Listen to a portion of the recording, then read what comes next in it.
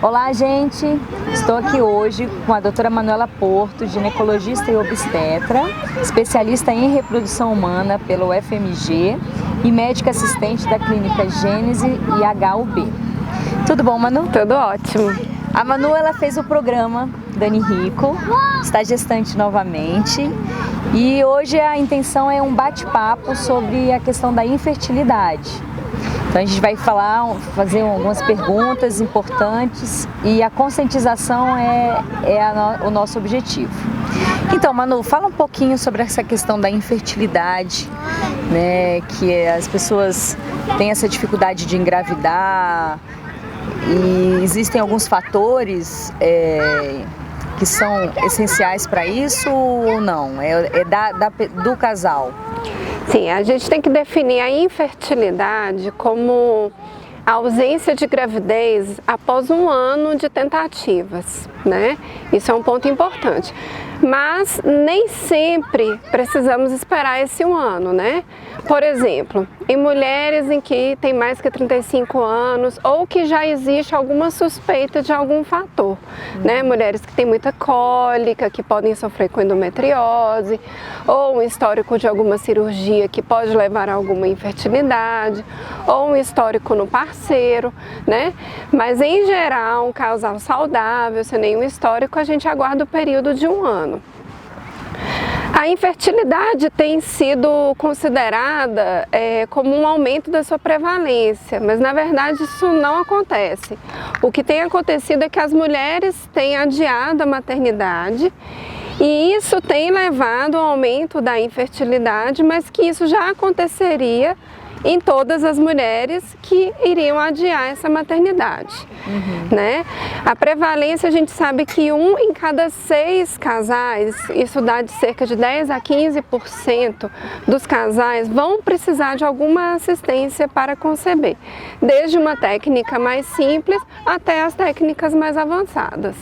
E como é que é essa expectativa do casal que vai ao consultório e tem um prazo de validade, né, devido à idade, e as chances, como é que é essa questão dessa expectativa de engravidar, né? Isso mexe muito com o casal. Além dessa questão do relógio biológico das mulheres, que a gente já comentou, eu brinco que as mulheres elas evitam a vida toda, tomam anticoncepcional desde os 20 anos, e adiam essa maternidade até os 30 e poucos, às vezes até perto de 40. E quando elas querem para ontem. É um sentimento muito imediatista, né? Que às vezes até o tempo necessário para engravidar dentro de uma expectativa natural, elas não estão dispostas a aguardar. E após fechar desse período de 1 ano, é onde, um momento, o casal se depara com um diagnóstico, né? Porque o diagnóstico de infertilidade é clínico, é baseado nesse tempo, independente da causa. O casal ele se vê diante de um misto de sensações, né? De impotência, de frustração, de uma cobrança social muito grande, né? E isso chega algumas vezes a abalar de tal forma um relacionamento que alguns casais até se separam diante dessa situação, dessa pressão.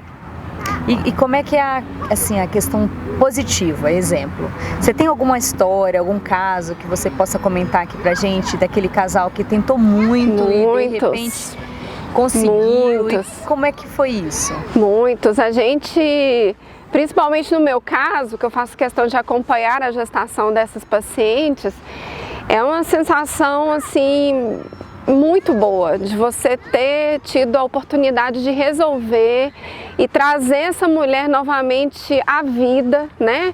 Algumas me falam que preferiam até morrer diante de tudo que elas passam, de uma depressão muito grande, de uma cobrança, de um sentimento de uma redução da autoestima de tal forma que se sentem inferiorizadas, e quando elas retomam, né, engravidam, elas se sentem novamente valorizadas, esse casal retoma sua autoestima, Tenho casos e casos de casais que fizeram 6 fertilizações in vitro e que a gente consegue um resultado e que o bebê nasce, né? Isso é muito, muito gratificante. É uma missão linda, É uma missão, né? Você conseguir contribuir para a felicidade desse casal. Justamente, né? De deixar seus descendentes. Exatamente, de perpetuar, né, toda a história desse casal. Né? E a questão, assim, às vezes, do resultado que não dá certo? É o momento mais difícil, né? Mas é o que eu sempre falo, a gente não vai desistir, né? A gente não vai desistir, né?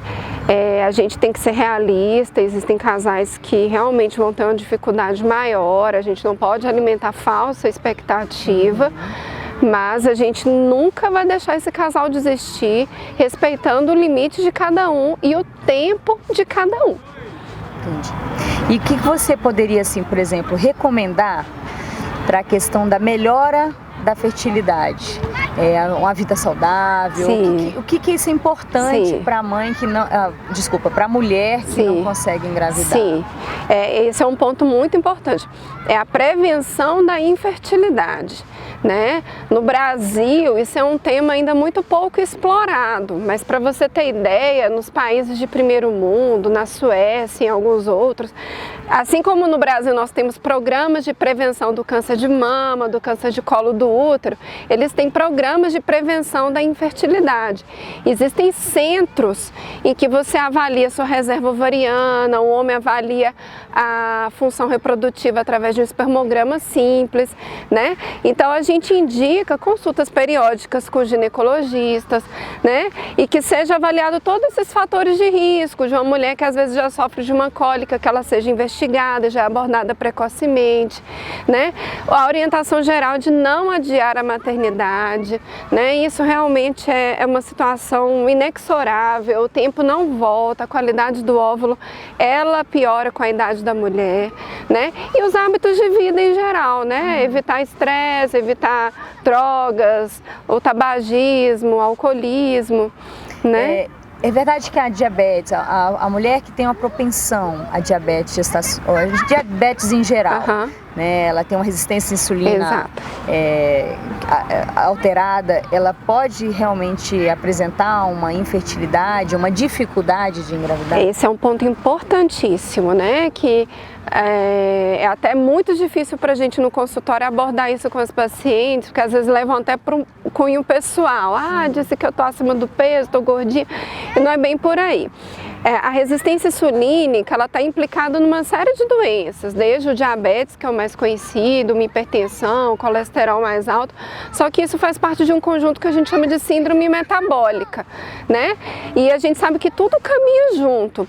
E a ovulação, ela depende muito dessa orquestra, que são os nossos hormônios, é uma sinfonia, né? Um instrumento que está desafinado, a orquestra vai ficar toda desafinada, né? Então a ovulação e todo o mecanismo reprodutivo, sim. E além dessa ovulação, até mesmo o mecanismo de implantação de uma gravidez está desfavorecido em função de um processo inflamatório que está ligado com a síndrome metabólica, né, a resistência insulínica, e até os riscos gestacionais, o risco de abortos e os riscos de complicações, como diabetes gestacional, uma pré-eclâmpsia, até mesmo uma perda gestacional tardia, que é um óbito fetal no final de uma gravidez. Sim, então é uma coisa muito importante, sim. Então você recomenda que as mulheres se cuidem e se preparem para ficar grávidas? Claro, que se preparem para engravidar. Né? A gente está aqui conversando dentro de um tema de um programa de gestante, só que o ideal ainda seria a gente ter uma preparação pré-gravidez. Pré-gravidez. É uma dica interessante. Sim. Nossa, Manu, super rico o nosso papo. Acho que a informação ela é muito bem-vinda, né? E a gente poder estar passando esse tipo de informação com um profissional tão renomado e tão experiente como você, eu fico feliz, né, de você estar podendo passar um pouquinho da sua experiência. Sim. E só tenho a agradecer. Sim, eu que agradeço também. E obrigada. Tá bom? Obrigada. Um beijo grande. Tchau, gente. Obrigada.